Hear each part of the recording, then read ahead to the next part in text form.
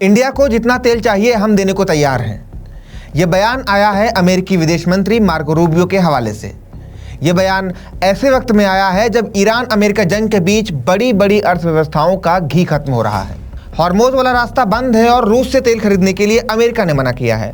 ऐसे में भारत सरकार कौन से वो रास्ते खोज रही है जिनसे आपको लाइनों में ना लगना पड़े।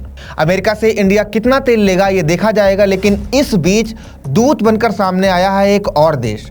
कौन है वो देश हम आपको बताएंगे और कई और रास्ते भी सरकार ने निकाले हैं, हम सब पर बात करेंगे। नमस्कार, मेरा नाम अभिषेक है और आप मुझे विट्टी चोखा पर देख रहे हैं। ईरान अमेरिका युद्ध के बीच भारत के लिए एक अच्छी खबर है। हालिया दिनों में हमारा क्रूड ऑयल इंपोर्ट अप्रैल से 8% बढ़ा है, लेकिन ये फरवरी की तुलना में अभी भी 5% कम है। मतलब अच्छे दिन तो सच में आने वाले हैं। कम से कम आपको अब लाइनों में नहीं लगना पड़ेगा पेट्रोल पंप पर। लेकिन सरकार इस दिक्कत से निकली कैसे और कौन से हैं वो देश जो इस कठिन वक्त में हमारा साथ दे रहे हैं। हमेशा की तरह पहले नंबर पर आता है रूस। अमेरिका लगातार रशियन ऑयल खरीदने से मना कर रहा है, सैंक्शंस भी लगा रहा है और धमकियां भी दे रहा है, लेकिन भारत सरकार अभी भी सबसे ज्यादा तेल रशिया से ही खरीद रहा है। बीते दिनों पेट्रोलियम मंत्रालय की ज्वाइंट सेक्रेटरी सुजाता शर्मा ने इस पर साफ साफ दो टूक जवाब दिया। Will like to emphasize that we have been purchasing from Russia earlier and before waiver also, during waiver also and now also. Venezuela एक और बड़ा रास्ता है। मई में वेनेजुएला भारत का तीसरा सबसे बड़ा सप्लायर बनकर उभरा है। ऐसा इसलिए है क्योंकि वेनेजुएला का तेल हैवी ग्रेड का माना जाता है और बाकियों के मुकाबले काफ़ी सस्ता भी है। हैवी ग्रेड है इसलिए इसकी रिफाइनिंग मुश्किल होती है, लेकिन भारतीय रिफाइनरीज इसके लिए पूरी तरह से कैपेबल हैं।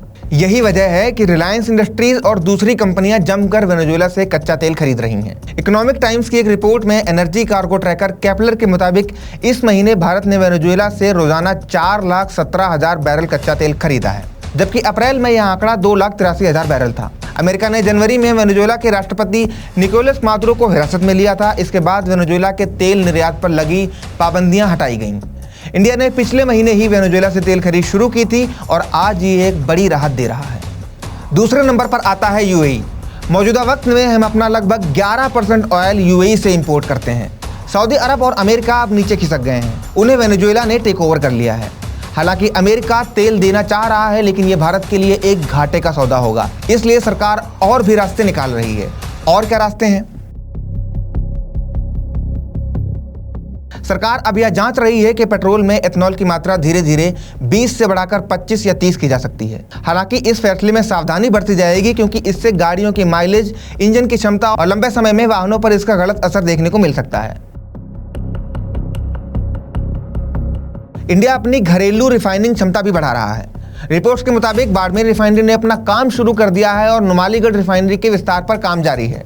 इसके अलावा महाराष्ट्र और गुजरात में भी नई रिफाइनरी परियोजनाओं पर काम चल रहा है। सरकार स्ट्रेटेजिक पेट्रोलियम रिजर्व को भी मजबूत कर रही है ताकि वैश्विक संकट के समय देश के पास पर्याप्त तेल मौजूद हो। सरकार अब रिन्यूएबल एनर्जी और बायोफ्यूल को प्रमोट कर रही है, जिससे फ्यूचर में तेल की अंतर्राष्ट्रीय कीमतों में अचानक होने वाले उतार चढ़ाव से अपनी अर्थव्यवस्था को बचाया जा सके, ऊर्जा के मामले में और ज्यादा आत्मनिर्भर बना जाए। आपको क्या लगता है कि पेट्रोल पंप पर लाइनें खत्म होंगी या दिन और बुरे आने वाले हैं? कमेंट बॉक्स में हमें बताइए और फॉलो कीजिए विट्टी चोखा को।